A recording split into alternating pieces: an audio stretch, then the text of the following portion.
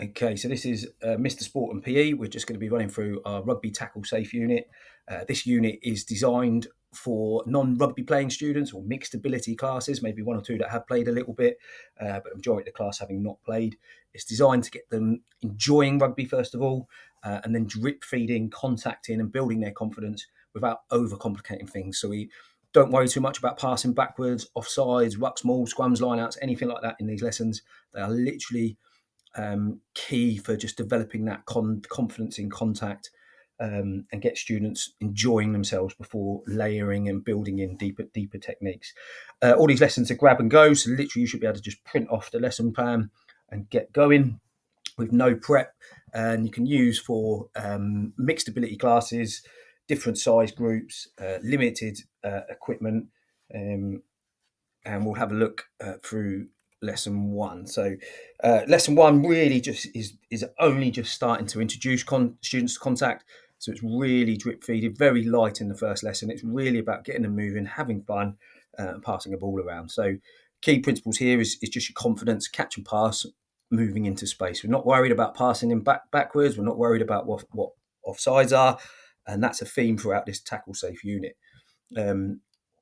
My background, been involved in rugby over 40 years, worked with Premiership rugby clubs, academy students, but I've also worked in non-rugby playing schools with students who are highly unmotivated to play rugby, and this unit is really designed for them. Each lesson starts with the same format. Well, every lesson follows a similar format, and we have a hook or primer game. Some involve a ball, some don't. For this lesson, it's a basic game of catch, pass, tag. And then that progresses into a little bit of piggy in the middle. So students will already start to build up that little bit of confidence and having to interact with each other. That then moves into our activate, which stays the same for every lesson. This is RFU recommended, and the link is there. Students will do the same movement each lesson. The idea is by lesson 3, it'll be student-led. They'll be running it themselves, and they follow the same pattern each lesson, ensuring that their whole body is warm up, contact ready, and nice and safe to begin tackling and beginning to build some proper rugby.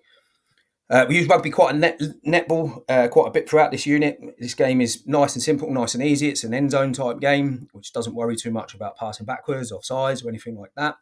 The key here for lesson 1 is to set the rules, get them playing the game, which we can then use to progress their contact skills later on in the unit.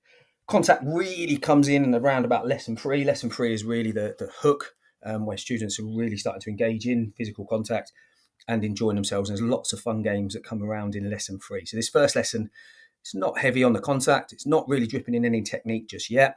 And all that comes into lesson 3. Each lesson has a little bit of a reflection, a little bit of a plenary for you. And all lessons come with a resource pack. So for lesson 1, you have your non-doer sheet. So every non-doer sheet, every lesson has a bespoke, specific non-doer sheet for that lesson. Has some roles for them that they could get involved with. A little bit of an observation task there, and then some reflection notes with them doing a little bit of student analysis. Don't use these myself, but they're all here for you. Bespoke, individual for each lesson. Reflection on what students did, depending on how you run your department, your assessment might come in useful. And then have a teacher cheat sheet, which you could have on your phone or in your pocket, which just outlines where you're going throughout the lesson in a bit less detail, nice and quick, nice and easy for you to use there. Assessment grid, again, lesson specific, and have one of these for every lesson, just for you to, depending on how you assess and work with your students, gives you a little bit of a start there.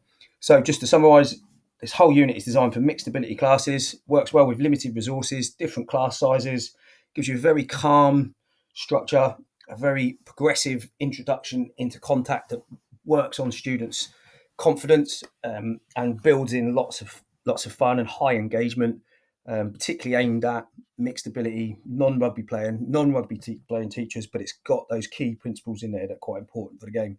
If you're looking for an elite rugby performance unit, this isn't for you. This is for those of you teaching rugby, perhaps maybe it's not your sport, or the students you're working with are not your student, not rugby students. It can be used immediately. It's all ready for you to grab and go.